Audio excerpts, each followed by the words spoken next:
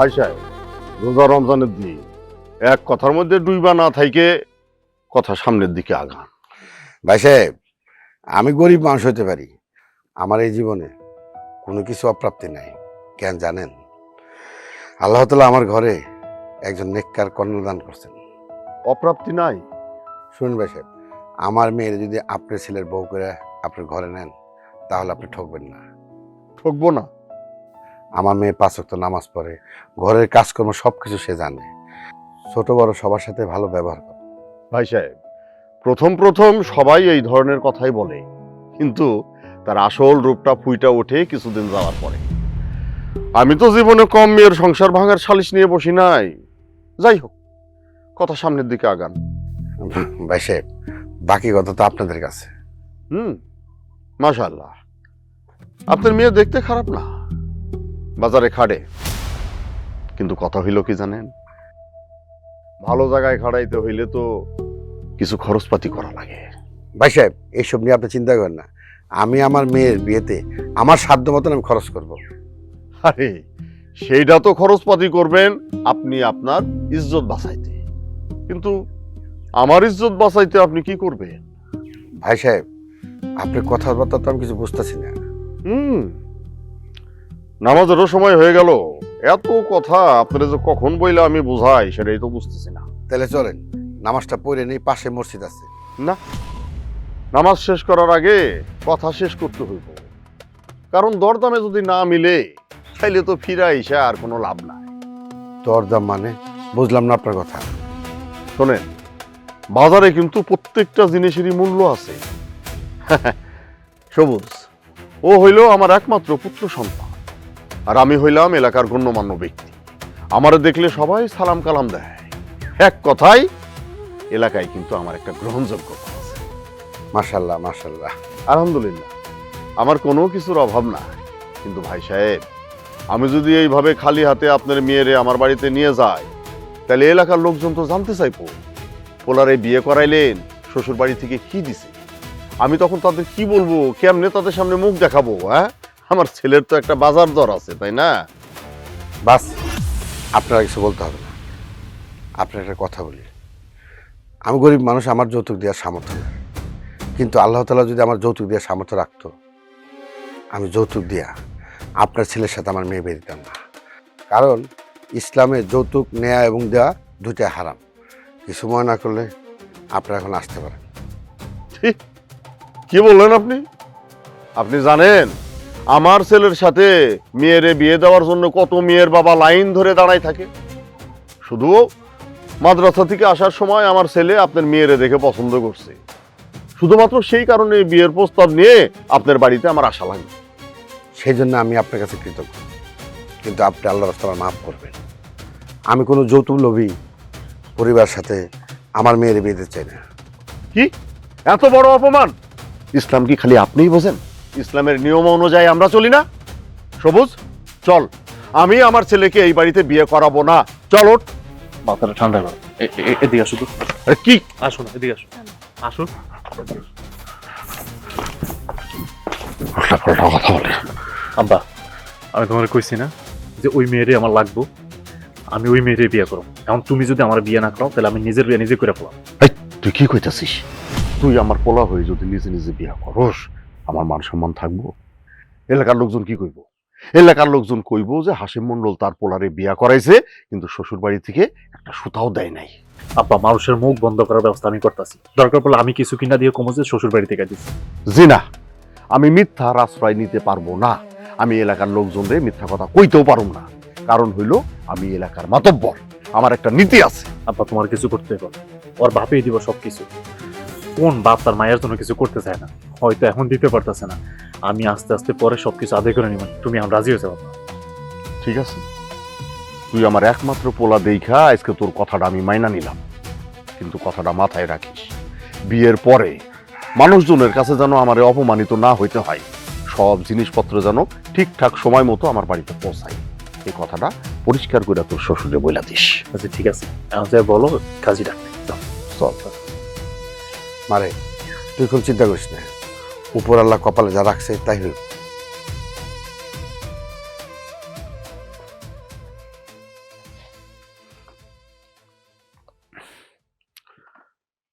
কি আর করার বলেন? সবুজ, আমার ছেলে আপনার মেয়ের দিকে পছন্দ করছে এবং ও মনে মনে সিদ্ধান্ত নিছে বিয়ে যদি করতে হয় তাহলে আপনার মেয়েকেই করবে। আমি বাপ হয়ে তো আর ছেলের বিরুদ্ধে যাইতে পারি না। আলহামদুলিল্লাহ। আপনি এক কাজ করেন, রোজার দিন ইফতারির পরে বিয়ের সব আয়োজন করেন, কাজী টাকা, এক কথায় যা যা করতে হয় সবকিছু করেন। আপনি কোনো চিন্তা করেন না, আমি ইফতারের ব্যবস্থা করতেছি, আর কাজী সাহেবরে আর ইমাম সাহেব নিয়ে আসতেছি।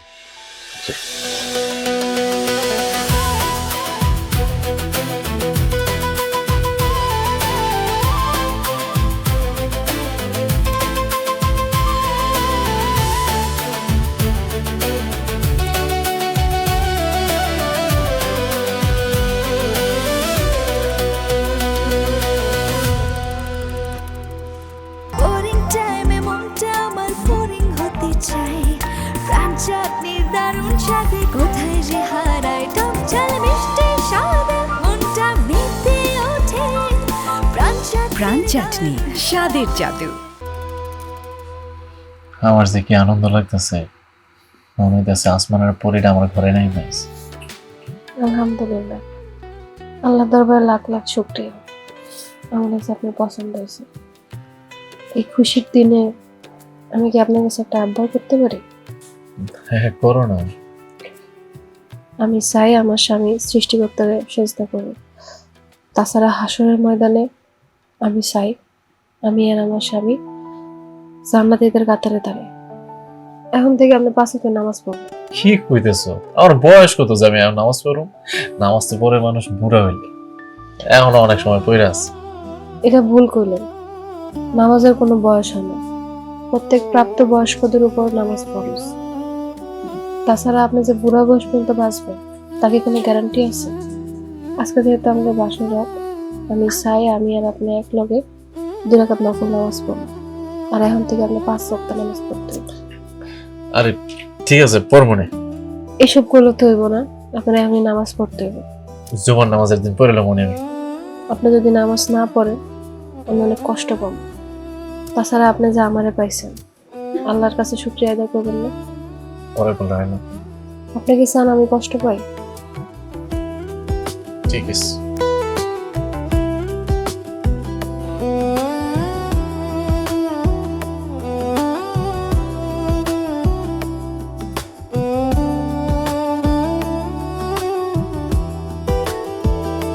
সবুজ, সবুজ, দরজা খোলা আছে মা, ভিতরে আসেন।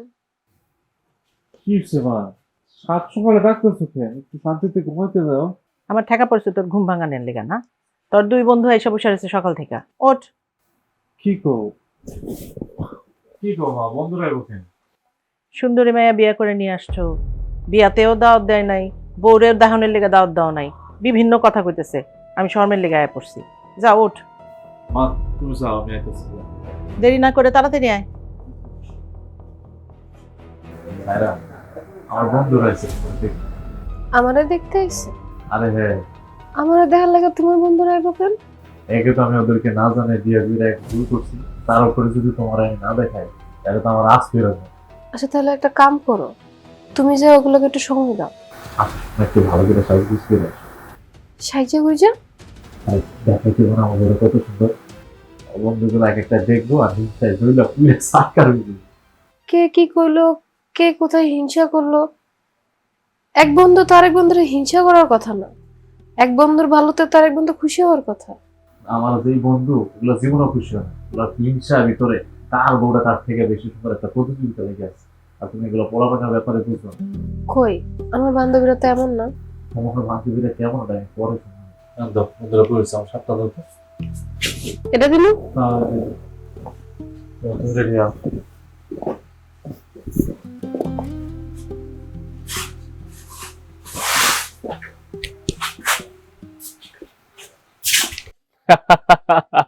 তবে বন্ধু, তোমরা যাই বলো, আমি কিন্তু জিততে গেছি। রাকিব কি কইছিল বিয়ের আগে? যে আমি যেই মেয়েটার বিয়ে করবো দুনিয়ার সবচাইতে সুন্দরী মাইয়া হইব ওইটা, কিন্তু বিয়ার পরে যাই দিই ভাবি দুনিয়ার কালা। আর ইমন, তুই কি কইছিলি বিয়ের আগে? যে তুই নাকি যেই মেয়েটার বিয়ে করবি হ্যাঁ তাল গাছের মতো লম্বা 7 ফুট, আর বিয়ে করছস কি এটা 3 ফুট। তাই বন্ধু আমি কিন্তু আমার কথা রাখছি। মাশাআল্লাহ আমার বউ যেমন সুন্দরী তেমন লম্বা, চোখ মুখ আর কানের কথা কি কমু আমার কইয়া শেষ করতে পারো না। তবে বন্ধু আমার বউ কিন্তু তোমাদের ভাবি, এটা মাথায় রাখতে হবে। আর ভাবি কার মতো? মায়ের মতো। কি? হা বুঝছি, এই জন্য তোর কাঁধে খালি হাতে একটা বোঝা চাপায় দিচ্ছি। দেখ আমার শ্বশুর বাড়ির লোকজন গরিব, যৌতুক দিতে পারে নাই, তো এমনি অনেক কিছু দিছে রে মামা। গরিব হলে কি অনেক কিছু দিছে। হন বন্ধু, তুই তো কিছুই পাস নাই, না পা ভাব নিতেছস। এলাকায় দেখছিস বন্ধু, এমন একটা রমজান মাস, এই সময় গুজব ছড়ায়। তা তোরা এই গুজব কই শুনছ রে? গুজব কিনা তা জানি না, তবে পুরা গ্রামের লোকজন কিন্তু এটা নিয়ে কানাকানি করতেছে। আর মানুষের কাজই হইতেছে এমন, অন্য মানুষের পিছনে পিছনে গিবত করা। হ্যাঁ ঠিক আছে। আসসালামু আলাইকুম। ওয়ালাইকুম আসসালাম আন্টি। সিসি, আপনি কেন আমাদের সালাম দিতেছেন? না ভাইয়া, আমি আপনার বন্ধু সবুজের বউ। ও বললো আপনারা নাকি আমাকে দেখতে চাচ্ছেন, তার জন্য।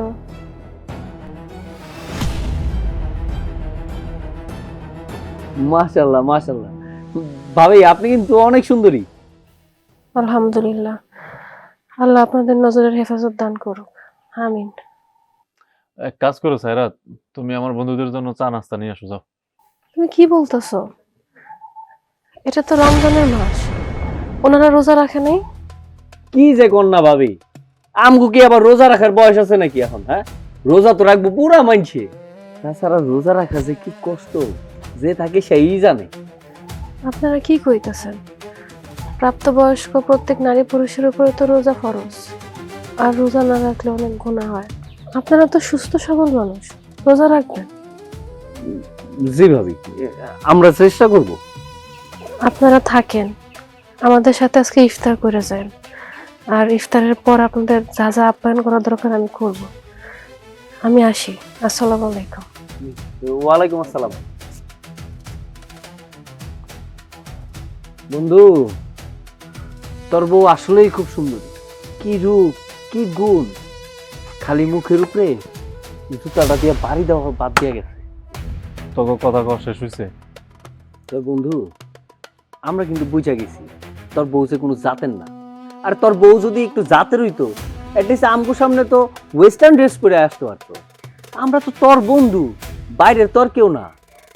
আর যেমনে বোরকা পরে মুখ ঢেকে আইছে, ভিতরে সাদা না কালা, আমরা কেমনে বুঝবো? তুই মনে হয় কালাই বিয়া করছস। তোকে যদি কথা শেষ হয় তাহলে তোরা যা, আমার একটা কাম আছে। কেন বন্ধু, কি সমস্যা তোর? নাকি আবার ভাবি তোরে কইছে আমগুলোকে না মিশতে? বললাম না আমার একটু কাম আছে, পড়াই যা। ও বুঝছি, চল মামা এখন ঘরে গিয়া ভাবির আবার সময় দিব।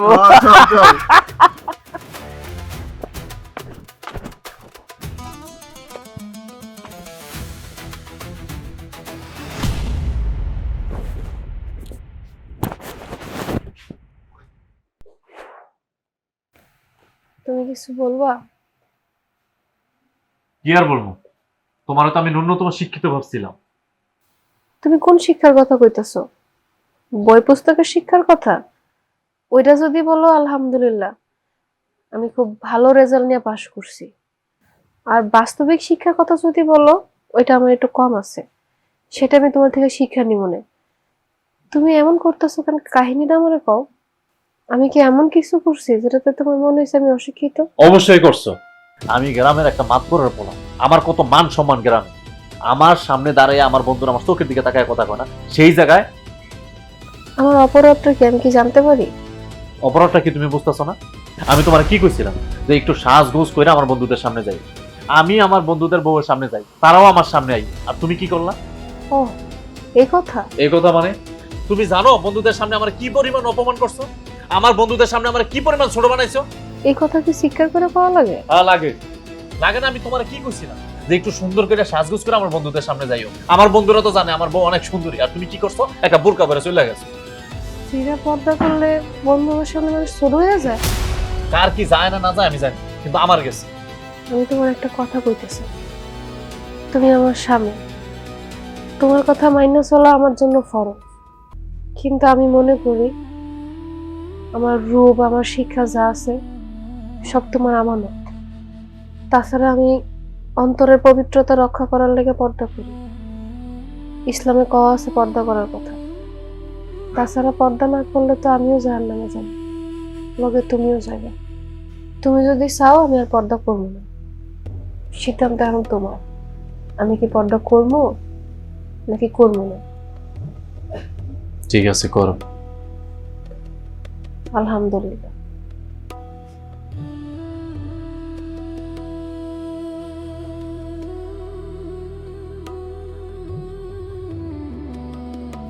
সবুজ, এই সবুজ, আরে কিসে ডাকতেছো কেন? ঘুমাতে দাও। আরে আর রাত নাই তো, একটু পরে ফজর আজান দিব, তাড়াতাড়ি উঠে যাও। ফজর আজান দিলে আমি কি করব? আমার ঘুমাইতে দাও তো শান্তিতে। আরে সেই টাইম পাইবে না তো, তাড়াতাড়ি উঠো। সেরি গো মানে আমি সেরি করি। যাও যাও দাও, মা কি রান্না করছে যাও। আরে রান্না তো আমি দুপুরেই করে রাখছিলাম, এখন গরম করছি, তাড়াতাড়ি উঠো। আমি কি রোজা রাখি সেরি খাবো? তুমি রোজা রাখো না মানে?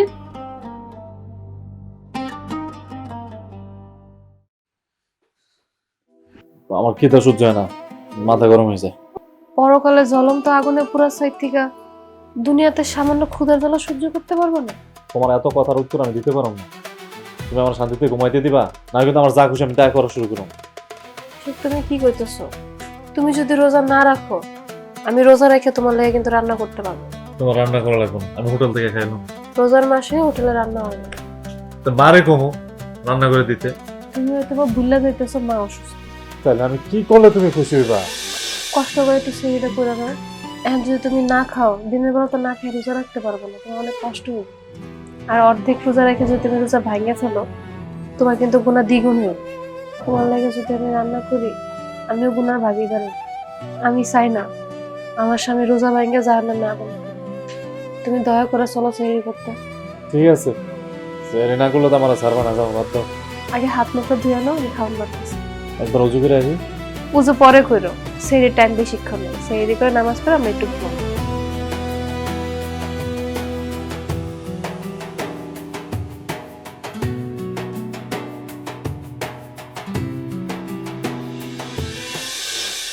সবুজ, সবুজ কই রে? সবুজ এদিকে আয়। আব্বা মা ডাকছো? তোরে ডাকছি যে রমজান মাসের অর্ধেক শেষ হয়ে গেল, গ্রামের সব লোক তো আমার দিকে তাকায় আছে। ও আব্বা, এবার আগের বারের চাইতেও বড় করে ইফতার আয়োজন করতে হইব, জানো চেয়ারম্যান পর্যন্ত টের পায়। আরে শুধু চেয়ারম্যান পর্যন্ত অবাক হইলে হইব না, এমপি পর্যন্ত টাচ করণ লাগবো, বুঝছস?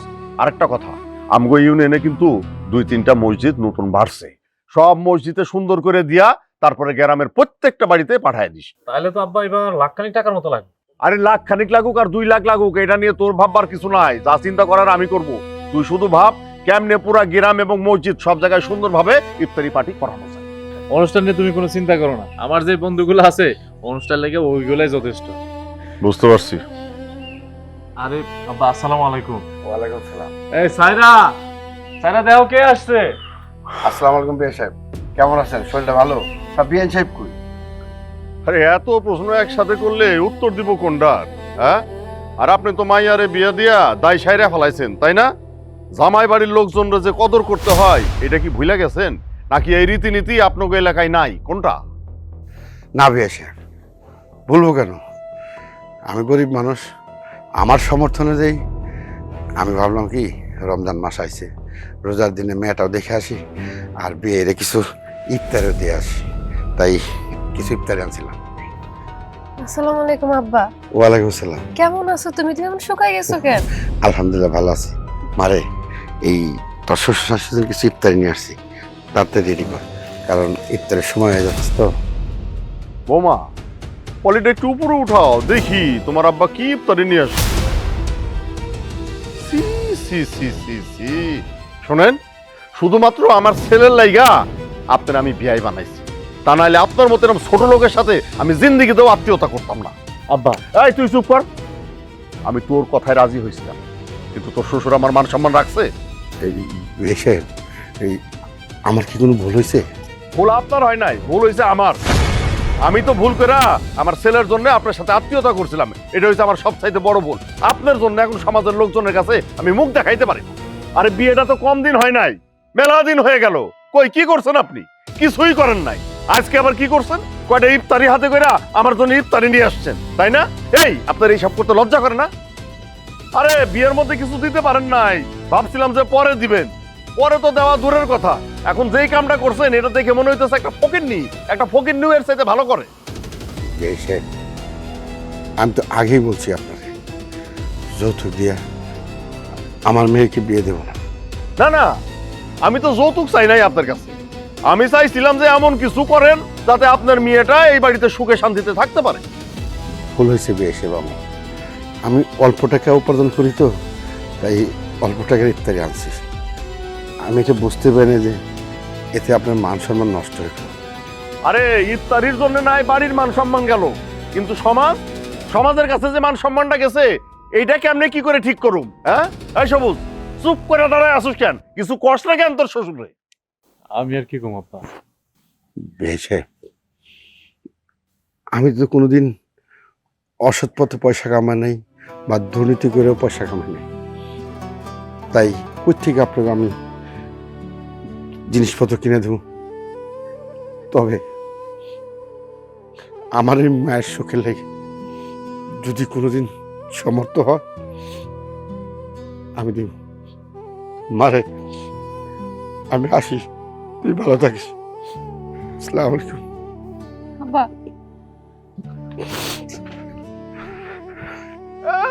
রং দেখলে আর বাঁচি না। মেয়ের সুখের জন্য কিছু করার ক্ষমতা নয়, আবার গল্প করে। আল্লাহ জানো তারে দিয়ে অবৈধ কোনো কিছু না করে। আব্বা, তুমি এই কামটা না করলেও পারত। মুরব্বদের সাথে বেয়াদবি করো না। আমি চাই না আমার স্বামীরে কেউ বেয়াদব বলো। আসরের আজান হয়ে গেছে, তুমি নামাজ পড়তে যাও।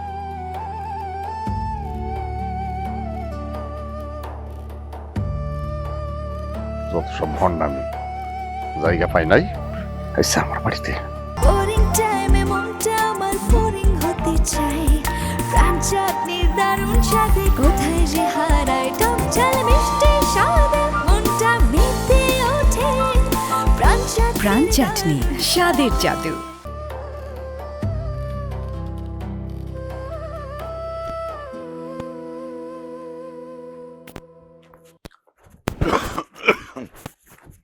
সবুজ, ওয়ালাইকুম আসসালাম। মনে কিছু না করলে তোমার একটা প্রশ্ন করি। কি হুজুর, মসজিদে আসলে আসছি কি না? হাতে যায় নামাজ, জামাতের সাথে নামাজ পড়লা, তোমারও তো কোনোদিন মসজিদের ধারে কাছে দেখিনি। ঠেলায় বেরো হুজুর, ঠেলায় বেরা। না আমার মতো মানুষ আবার মসজিদে যায়? এইভাবে বলো না সবুজ, আল্লাহ সবাইরে হেদায়েত করে না। আহারে হুজুর কি কমু, আমার দিনগুলো এখন স্মৃতির পাতায় চলে যেতেছে। না হয় আমি তো এই রমজান মাসে দিন রাত আমার বন্ধুদের সাথে আড্ডা দিয়ে কাটাই দিত, অথচ এখন ইফতার, তারাবি, সেহরি এগুলোতেই সময় চলে যায়। কথা সত্যি, রমজান মাসে কেন, তোমার তো শুক্রবারেও মসজিদের আশেপাশে দেখি নেই। তবে একটা কথা কি জানেন হুজুর, এখন নিজের খুব পবিত্র পবিত্র লাগে, মনে হয় যে আমি একটা সুস্থ সবল মানুষ, শক্তিশালী মানুষ। নামাজ রোজা শুধু ইবাদত না, শরীরের একটা উত্তম ব্যায়ামও বটে। একবার যেহেতু শক্ত করে ধরছো আর ছাইরো না। যে হুজুর চেষ্টা করো। তোমার পরিবর্তনের খুশিতে আমি 2 রাকাত নফল নামাজ আদায় করব। হুজুর, নামাজ পড়ে যদি দোয়া করতে হয় তাহলে আমার জন্য না, আমার বউর জন্য নফল নামাজ পড়ে দোয়া করে, কারণ আমার এই পরিবর্তনের মূল কারিগর হইতাছে আমার বউ। মাশাআল্লাহ মাশাআল্লাহ, এরকম নেককার বউ সবার ঘরে হয় না। এটা মনে করো আল্লাহর একটা অশেষ নিয়ামত, এই নিয়ামতকে আগলা রেখো। যে হুজুর তাহলে আমি আসি, রোজা রাখছি তো খুব ক্লান্ত লাগতেছে, কারণ জীবনে তার আগে তো আর রোজা রাখি না।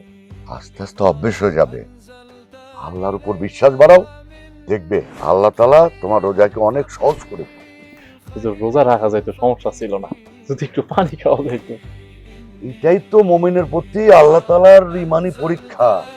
বান্দার পেটে ক্ষুধা থাকবে, চোখের সামনে সুস্বাদু খাবার থাকবে, কিন্তু আল্লাহর ভয়ে কেউ খাবে না। ঠিক আছে, আসি হুজুর। আসসালামু আলাইকুম। ওয়ালাইকুম আসসালাম।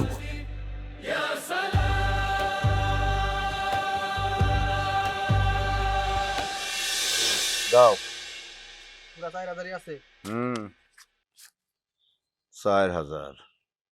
এই দাঁড়াও, অহনো তোমার 13,000 টাকা বাকি আছে, এটা সময় মতো পরিশোধ করো, নাইলে কিন্তু সুদ দিন দিন বাড়তেই থাকবো। যাও। সামনের মাসে পুরা টাকা দিয়ে দিমু। দেখা যাইবো। গ্রামের মানুষের খালি কথা আছে, কামে নাই। বিলাল মিয়া কিছু কইবা? হ্যাঁ মন্ডল সাহেব। টাকা আনছো?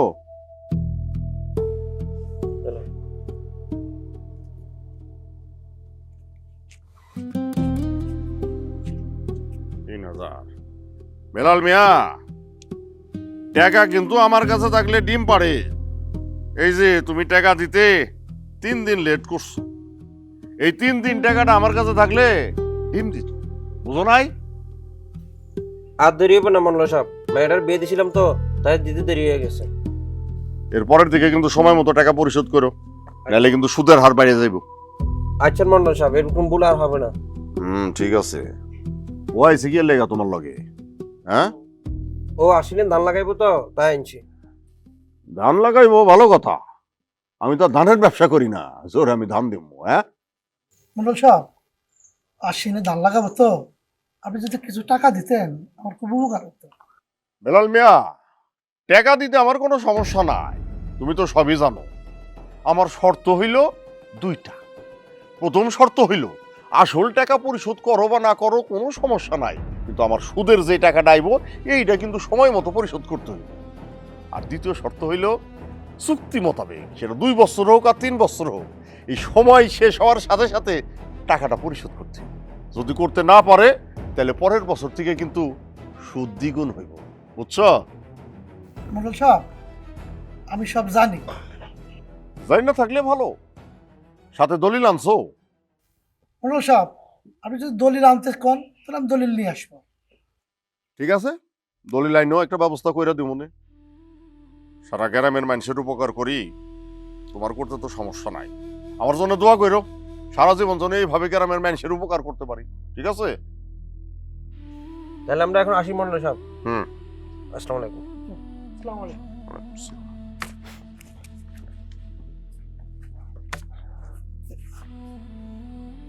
বাবা সবুজ, তুই এদিকে আসো। আব্বা কিছু কইবা?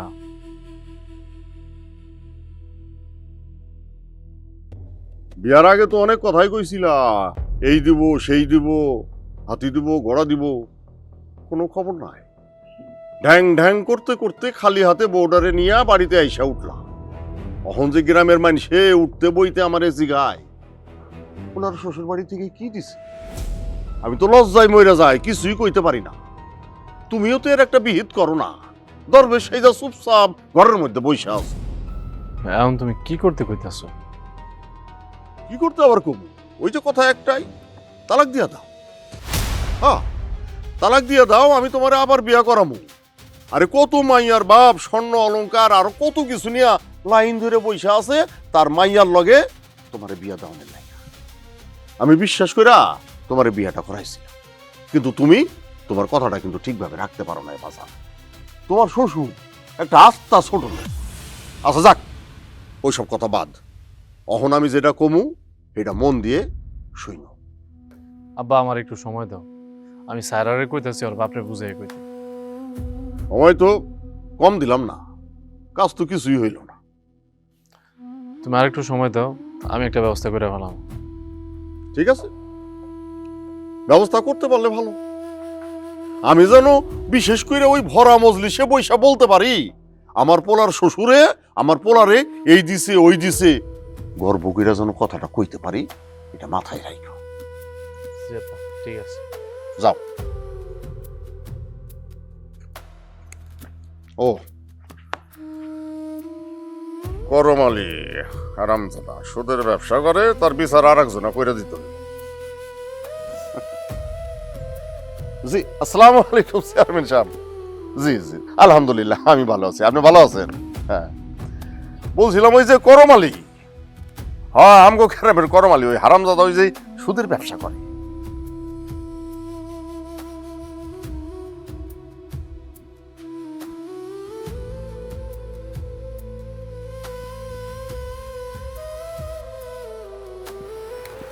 কিছু বলবা?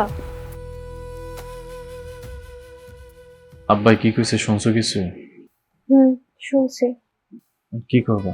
তোমার আব্বার লগে কিছু বলবা? দেখো, আমি চাই না আমার আব্বা হারামের খাতায় নাম লেখাক। ইসলামিক শরীয়ত মতে যৌতুকরে হারাম করা হয়েছে, এটা একটা জুলুম। তাহলে আমি কি করব? আব্বারে কেমনে মানাবো? তুমি চাইলে আমার তালাক দিতে পারো, তোমার আব্বা তো এটাই চায়। আমি আমার আব্বারে দিয়া এত বড় অন্যায় করাইতে পারি। তালাক মানে হইতেছে যে ইসলামের পক্ষে বুক খোলার কথা বলতে না পারি, এর থেকে ভালো তো তালাক দেই। আচ্ছা, আমি আমাকে ইমাম সাহেবের সাথে কথা বলে দেখি কোন একটা সমাধান পাই কিনা। একটু এদিকে আসবা।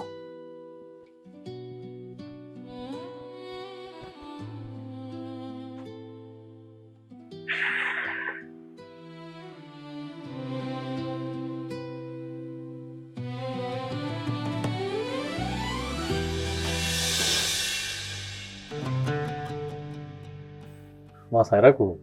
জায়না মধ্যে বসে আছে, নামাজ শেষ করে একবার ইফতার খাইতে আইব। আব্বা, ইফতারি তো মসজিদে মসজিদে ঘরে ঘরে যেয়ে পৌঁছে দিয়েছি। ঠিক আছে, বুঝলাম, কিন্তু ইফতারিটা দেওয়ার সময় কি বলছস এই ইফতারি কার পক্ষ থেকে হইতাছে? কইছি মানে ইফতারের মলাটের উপরে একবার স্টিকার লাগায় নাম লিখে দিছি যে বিশিষ্ট সমাজসেবক হাশেম মন্ডলের পক্ষ থেকে ইফতারের উপহার। ঠিক আছে, সেইটা বুঝলাম, কিন্তু আজকাল তো ওই যে ফেসবুকের যুগ। আব্বা, ওই কাজও সেইটা ফেলাইছি।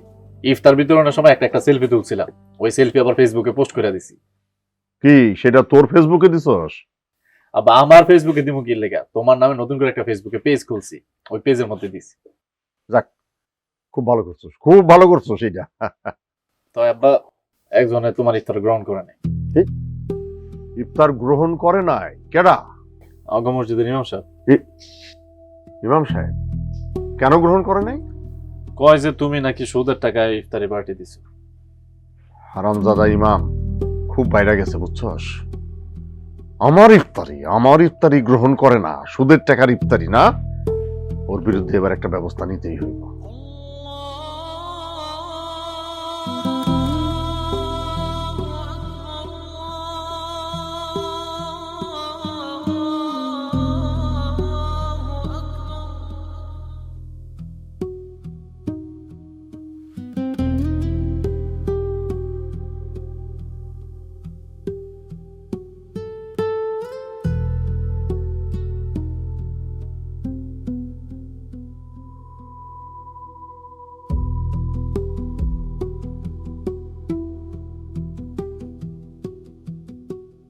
পারে নিছিলা?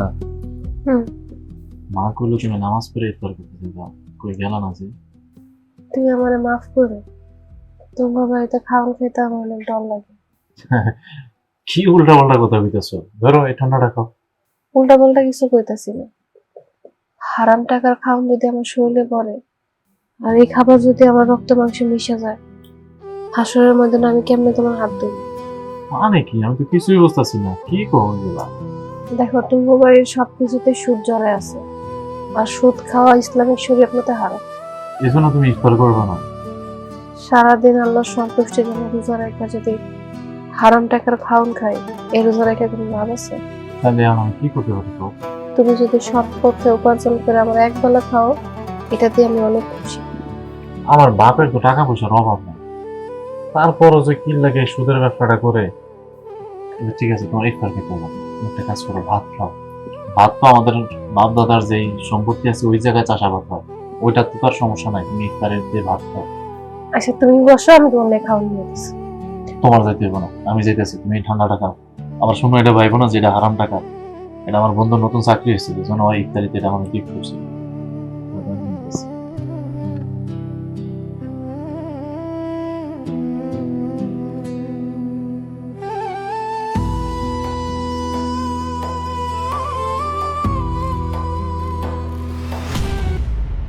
আপনারা আমার ডাকে এখানে সবাই আসছেন, আপনারা আমারে সম্মান করেন, এই জন্যে আপনাদের সকলের প্রতি আমি কৃতজ্ঞ। মন্ডল সাহেব কি করবেন তাড়াতাড়ি বলেন, আপনার সময় কম, ইফতারি যাবার টাইম হয়ে গেছে। আরে দরকার হইলে আজকে ইফতারি সবাই আমার সাথে করবেন, আমরা সবাই মিলে একসাথে ইফতারি করবো। হ্যাঁ, যত বেশি ইফতারের লোক হয় তত সওয়াব বেশি হয়, ঠিক আছে? আচ্ছা, আরেকটা কথা, আপনারা বলেন তো, আমি কি এই মসজিদের জন্য কম করি? কম করেন মানে? এইটা আপনি আবার কি বলতেছেন? আমাদের এই মসজিদের যাবতীয় যত খরচ আছে সব তো আপনিই দেন। কি বলেন আপনারা? আপনারা সবাই বলছেন ইমাম সাহেব খুব ভালো মানুষ, ওনার উচ্চারণ শুদ্ধ, সকালে মক্তব পড়াবে। আপনাদের কথাই কিন্তু ইমাম সাহেবকে আমি এই মসজিদে রাখছি। আমার বিরুদ্ধে অভিযোগটা কি সেটা বলেন। দেখছেন কত বড় বেয়াদ্দপ, মুখের কথা টান দিয়ে যায়। হুজুর আপনি চুপ থাকেন তো, চাচা যা বলে তাই শুনেন। কি আর বলবো, আপনাদের কথা তো আমি আর রাখতে পারতেছি না। এই যে ইমাম এবং মুয়াজ্জিন, এই দুইজনার বেতনটা কিন্তু আমি দিই, ওনাদের দুইজনার 3 বেলা খাওয়ানো আমি দিই। আবার যারা ওই যে তারাবি পড়াইতে আইছে, আমি বলছি রোজা শেষে তাদের টাকাটাও আমি দেবো। এটাই কি আমার অপরাধ বলেন আপনারা? মন্ডল সাহেব, তারা গ্রামের লোক যেটা করার কথা সেটা আপনি একাই করেন। আপনার প্রতি আমরা অনেক কৃতজ্ঞ মন্ডল সাহেব। আপনারা কৃতজ্ঞ হইলে তো হইব না। এই যে ইমাম সাহেব, উনি তো আমার প্রতি কৃতজ্ঞ না, উনি আড়ালে মানে আমার থেকে দূরে যায় লোকজনের কাছে আমার বদনাম করে। আমি হইলাম এলাকার একজন বিচারী মানুষ, আমার নামে যদি একজন ইমাম এরম দুর্নাম গায়, তাইলে কি এলাকার লোকজন আমার কথা শুনবো? না হুজুর, যেই পাতে আপনি খান সেই পাতে হাগা তো ঠিক না। মন্ডল সাহেবের জিগান আমার অপরাধটা কি? আচ্ছা মন্ডল সাহেব, ওনার অপরাধটা কি বলেন তো? আহা, ওনার অপরাধ তো একটা না, অনেক অপরাধ আছে। এর মধ্যে গুরুত্বপূর্ণ একটা অপরাধের কথা বলি। আমি গতকালকে ইমাম সাহেবের জন্য ইফতারি পাঠাইছি মসজিদে, উনি আমার ইফতারি গ্রহণ করেন নাই, মানে খান নাই। এটা তো ঠিক না ইমাম সাহেব, ওনার দেওয়া ভাত খান আপনি, অথচ ইফতার খেতে পারবেন না। হাতটা তো আসে ওনার পৈতৃক সম্পত্তি থেকে, আর ইফতার ওনার সুদের হারামের টাকার, সে হারামের ইফতার তো আমি গ্রহণ করতে পারি না। মানুষজন বিপদে পড়লে আমি টাকা দিয়ে সাহায্য করি, এটাই কি আমার অপরাধ? ঠিক আছে, এখন আপনারাই সিদ্ধান্ত দেন। এরপরে যদি কেউ কখনো বিপদে পড়ে, তাহলে আমি টাকা পয়সা দিয়ে কাউরে আর সাহায্য করব না। মন্ডল সাহেব, আপনি যদি টাকা দিয়ে বন্ধ করে দেন, আমাদের গ্রামের সবাই না খেয়ে মারা যাবে।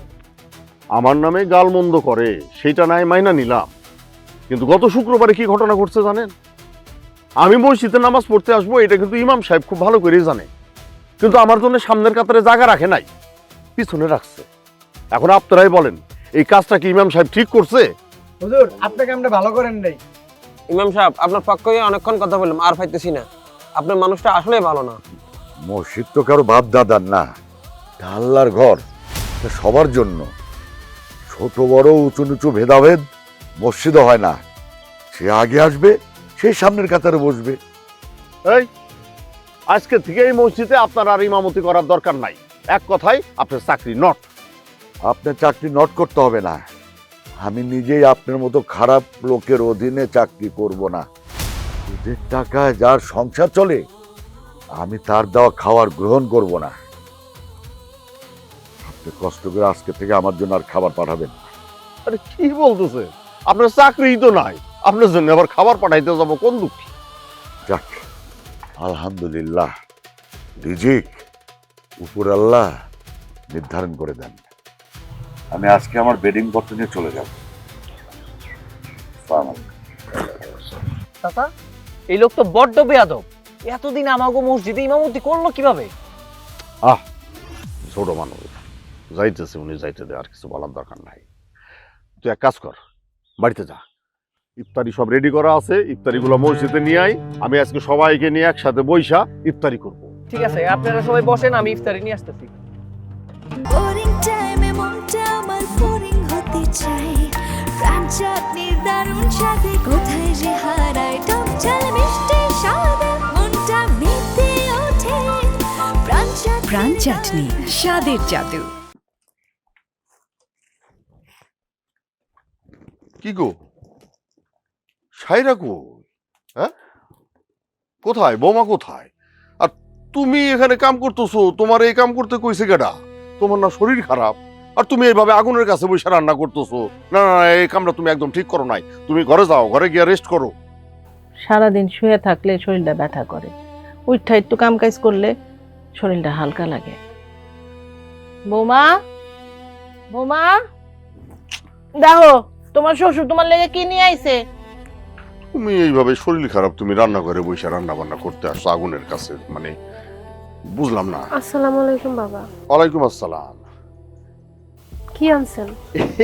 এই যে বোমা, শখ করে বাজার থেকে এই বড় একটা মাছ কিনে নিয়ে আসছি। এই মাছটারে তুমি খুব ভালো করে কাটবা, কাইটা ওই যে লাল আলু আছে না, গোল গোল লাল আলু দিয়ে সুন্দর করে ঝোল করবা। বাবা, রান্না করতে আমার কোনো সমস্যা নাই, কিন্তু আমার একটা কথা কইতে হইব। মাছটা কি সুদের টাকাতে কিনে আনছেন?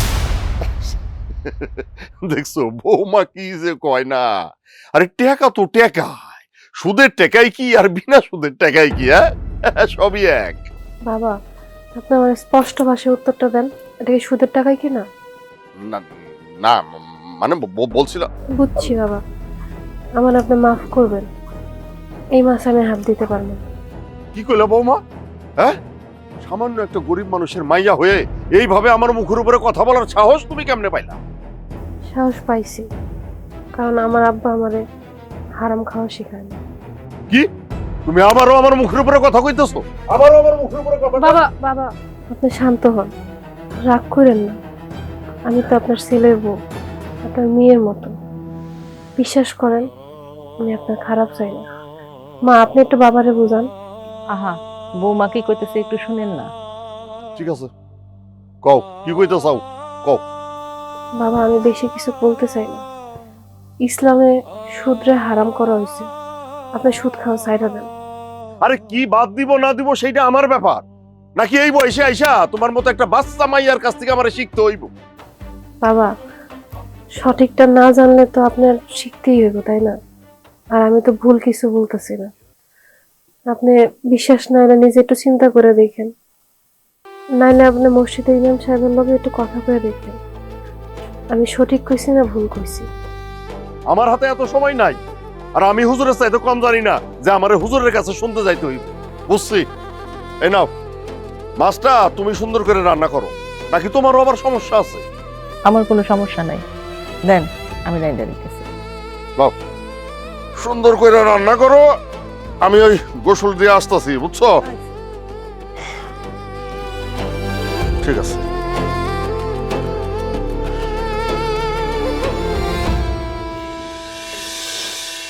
টাকা আনছস? টাকা আনছে, দে। এই নেন আমার টাকা। ঠিক আছে তো? হ্যাঁ, গুইনা লন। ব্যবসার অবস্থা ভালো না, আমি গুনতাছি, তুই যা।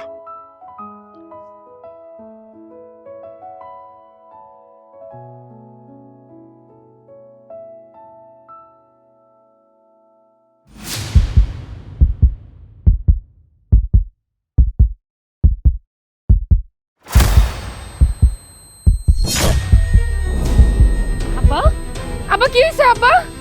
এই কই আছো তোমরা সবাই? দেখো আব্বা কি করতেছে। আব্বা, আব্বা কি হইছে আব্বা? তাড়াতাড়ি তাড়াতাড়ি, আব্বা বাবা কি আব্বা আব্বা ধরো, আব্বা আব্বা আব্বা আব্বা আব্বা আব্বা কিছে? হ্যাঁ আব্বা, তুমি তাড়াতাড়ি ডাক্তার নিয়ে আসো। আচ্ছা তোমরা তো, আমি ডাক্তার। আব্বা কি হইছে আব্বা? আম্মা আমি পানি লইতেছি, আপনি একটু ধরেন, তাড়াতাড়ি যাও।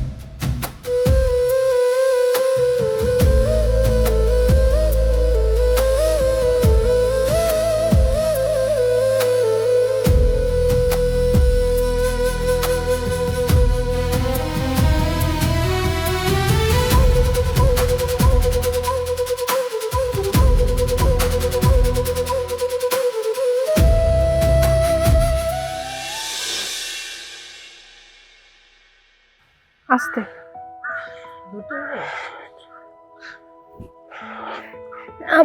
আসছে। বাবা, আপনার কি কষ্ট হইতেছে? দেখছেন আপনি সুস্থ হয়ে গেছেন। আসসালামু আলাইকুম বিয়ে সাহেব। ওয়ালাইকুম আসসালাম। আব্বা তুমি? বিয়ে সাহেব, এ কি অবস্থা? মা সাহেরা, এত কিছু হয়ে গেল, তুই আমার কিছু জানাস নাই? বিহাই সাহেব, আপনাকে জানানোর মুখ কি আমার আছে? আমি আপনার সাথে অনেক অন্যায় করছি, অনেক অপরাধ করছি। সেই জন্য আল্লাহ আমার অনেক বড় শাস্তি দিয়েছে বিহাই, অনেক বড়। কিন্তু এই যে আপনার এই নেককার মায়া আমার দিন রাত সেবা যত্ন করে আমার অনেক কষ্ট কমাই দিয়েছে। আল্লাহর রহমতে আমি এখন অনেক সুস্থ, অনেক সুস্থ। এসব আপনি কি বলতেছেন বিয়ে সাহেব? বিহাই সাহেব, আপনি তো শুধু আপনার মেয়ের, আমার ছেলের বউ করে এই বাড়িতে পাঠান নাই, আপনি আমার একটা হেদায়েতের সন্ধান দিছেন। বিয়ে সাহেব, আমি তো আপনার কথা মতন এই যৌতুকের টাকা নিয়ে আসছিলাম। বিহাই সাহেব, আমি জীবনে অনেক অন্যায় করছি, অনেক পাপ করছি, কিন্তু আপনার মেয়ে আমার চোখ খুলে দিছে। আমাকে আর যৌতুকের টাকার কথা বলে লজ্জা দিবেন না বিহাই সাহেব, আমাকে লজ্জা দিবেন না। আলহামদুলিল্লাহ। সবুজ, আমার ওই যে সুদের হিসাবের যত খাতা আছে সব খাতাগুলোরে তুই পুরাই দিবি। আজকে থেকে আমার নতুন জীবন শুরু হইব, সুদ মুক্ত জীবন। আর বৌমা, আমি তোমারে বলছিলাম না আমার বাপের বাড়ি থেকে যৌতুকের টাকা আনতে, কিন্তু তুমি এই বাড়িতে আসার পর আমার যে জান্নাতের রাস্তা দেখাইছো, এর চাইতে আর বড় যৌতুক কিছু হয় না এই দুনিয়ায় বাবা, কিছু হয় না। আসসালামু আলাইকুম মন্ডল সাহেব, শুনলাম আপনি স্ট্রোক করছেন, তাই আপনারা দেখতে আসলাম। জাহান সাহেব, গ্রামের সব মানুষের সামনে আমি আপনারে অপমান করছি, চাকরি থেকেও বাদ দিয়ে দিছি, তারপরেও আপনি আমারে দেখতে আসছেন। আপনারা সবাই এত ভালো কেন বলেন? এত ভালো কেন? আমি ভালো কি মন্দ সেটা জানি না, তবে একজন মুসলিম ভাই অসুস্থ হলে আরেক ভাই দেখতে আসে, এটাই তো ইসলামের সৌন্দর্য। আমি আপনার সাথে অনেক অন্যায় করছি, আপনি আমারে ক্ষমা করে দিন ইমাম সাহেব, আপনি আমারে ক্ষমা করে দিন। ক্ষমা চাইতে হলে আল্লাহর কাছে যান। আপনি একজন মুরব্বী মানুষ, আপনি যে পরিবর্তন হয়েছেন এটাই তো আমরা অনেক খুশি। বিআই সাহেব, আপনার কাছে আমার একটা আবদার আছে। এই ঈদ আপনি আমাদের সাথে আমার বাড়িতে করবেন ইনশাল্লাহ। বিয়ে সাহেব, আপনি যেহেতু বলছেন, অবশ্যই আপনার সাথে ঈদ করবো। তাহলে আমি সবার জন্য এই ঈদে একটা একটা পাঞ্জাবি কিনে দিই। আলহামদুলিল্লাহ।